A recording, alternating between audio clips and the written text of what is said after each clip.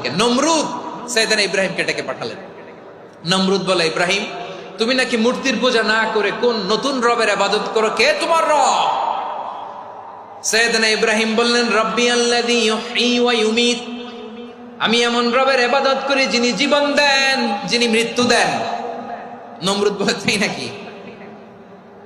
তোমার রব জীবন দেয় মৃত্যু দেয়, আর এটা তো আমি দেই, আমিও তো জীবন দেই, আমিও তো মৃত্যু দেই।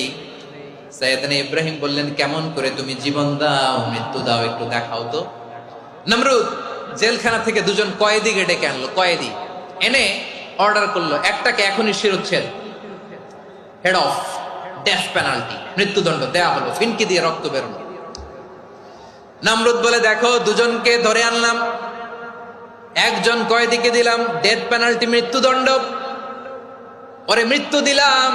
আরেকজন যে দাঁড়িয়ে আছে, চাইলে ওরেও আমি মৃত্যুদণ্ড দিতে পারি, কিন্তু না, ওরে আমি দিব না, ওরে আমি বাঁচাইয়া দিলাম, ছেড়ে দিলাম, মানে জীবন দিলাম। দেখো ইব্রাহিম, তোমার চোখের সামনে একজনরে মৃত্যু দিলাম, আরেকজনরে জীবন দিলাম।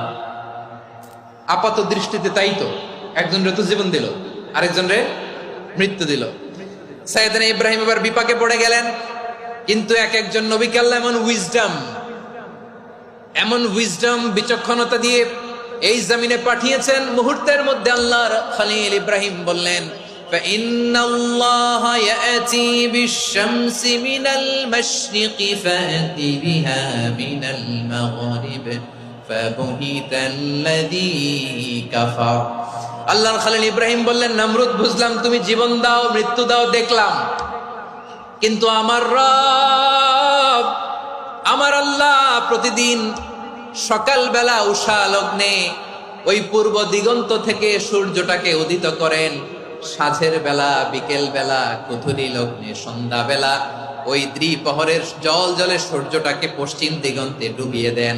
মানে সকালবেলা পূর্ব দিক থেকে উদিত করা সূর্যটাকে পশ্চিম দিকে বিকেলে তিনি ডুবিয়ে দেন। তুমি যদি পারো ওই সূর্যটাকে পশ্চিম দিক থেকে উদিত করে পূর্ব দিকে ডুবিয়ে দাও। সুবহানাল্লাহ পড়বেন না? দেখেন, ইনস্ট্যান্ট ইন্টেলেক্ট, মুহূর্তে বিচক্ষণতা, উইজডম কাকে বলে? নমরুদ পারবে? নমরুদের বাপ পারবে? ওর দাদা, ওর 14 গোষ্ঠী, গোটা বিশ্বের সব ক্ষমতাধর রাষ্ট্রনায়করা একসাথে হলে পারবে?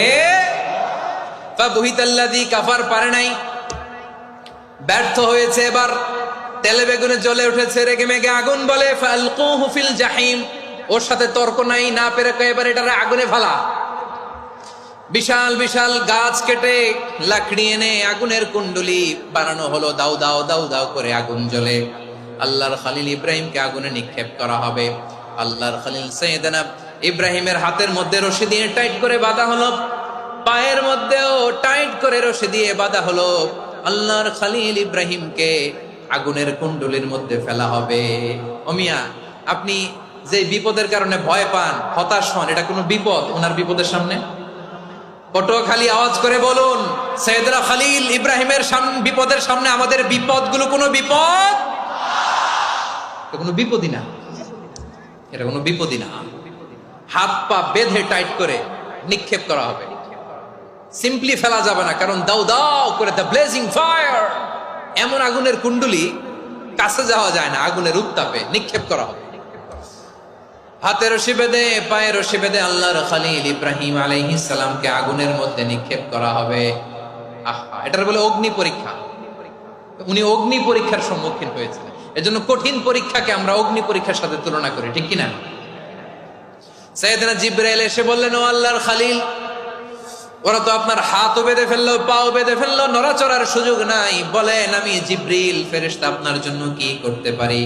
আল্লাহর খলিল ইব্রাহিম বলেন, ও জিবরাইল, তোমার কাছে আমার কোনো চাওয়া পাওয়া নাই।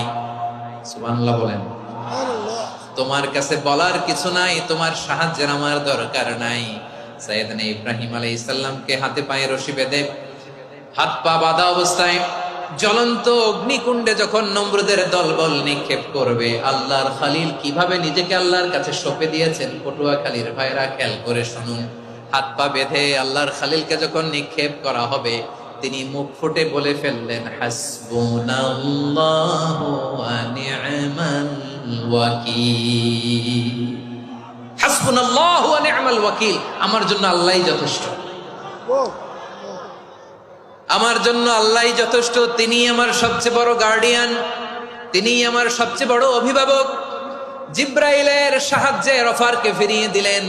দুনিয়ার বুকে কারো কাছে কিছু বলেন নাই, মুখ ফুটে বলেছেন হাসবুনাল্লাহ।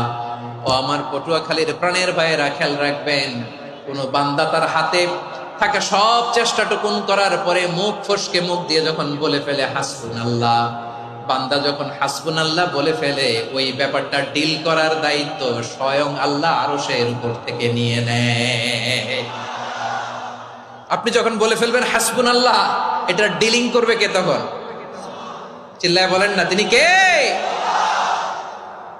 বান্দা তার সাধ্যের সবটুকু চেষ্টার পরে নতজানু হয়ে যখন বলবে হাসবুনাল্লাহ, আল্লাহ তুমি আমার জন্য যথেষ্ট, নি'মাল ওয়াকিল, তুমি আমার শ্রেষ্ঠ অভিভাবক, তখন তার কি দরকার না দরকার এটা ডিল করে স্বয়ং আল্লাহ। নিক্ষেপ করা হলো সাইয়েদনা ইব্রাহিমকে অগ্নিকুণ্ডলিতে। হাজার হাজার মানুষের দৃশ্য দেখার জন্য জড়ো হয়েছে এরকম বিশাল ময়দানে। কিন্তু কি অবাক করা ঘটনা, সবাই ভয় পাচ্ছিল, না জানে কি হয়ে যায়। আল্লাহর খালিলকে যখন আগুনের কুণ্ডলিতে নিক্ষেপ করা হয়, আল্লাহর খালিল ইব্রাহিম আগুনের কুণ্ডলীর মধ্যে বসে বসে মানুষগুলোর দিকে তাকিয়ে হাসতে শুরু করে দেয়। কারণ আকাশ থেকে রব্বুল আলামিন স্পেশাল ভার্ডিক্ট নাজিল করেছেন, স্পেশাল হুকুম জারি করেছেন, কুল্লা ইয়া নারু কুনি বারদান ওয়া সালামান আলা ইব্রাহিম। ও আগুন, খবরদার, সৃষ্টি শুরু থেকে তোকে একটা ধর্ম আমি বাতলে দিয়েছিলাম। তোর ধর্ম, আগুনের ধর্ম হলো যা পাবে জ্বালিয়ে সারখার করবে। আল্লাহ বলল, ও আগুন, তোর ধর্ম দিয়েছিলাম, তুই সব জ্বালিয়ে পুড়িয়ে সারখার করে দিবি, কিন্তু ক্ষণিকের জন্য আমি তোর জ্বালিয়ে দেওয়ার ক্ষমতাটাকে কেড়ে নিলাম। জ্বালিয়ে ভস্ম করে দেওয়ার ক্ষমতা আমি কেড়ে নিলাম। কুনি বারদান, ঠান্ডা হয়ে যা, কিন্তু এত বেশি ঠান্ডা হবি না আবার আমার ইব্রাহিমের জন্য সর্দি লেগে না যায়। সুবহানাল্লাহ, এত আসতে বললে হবে?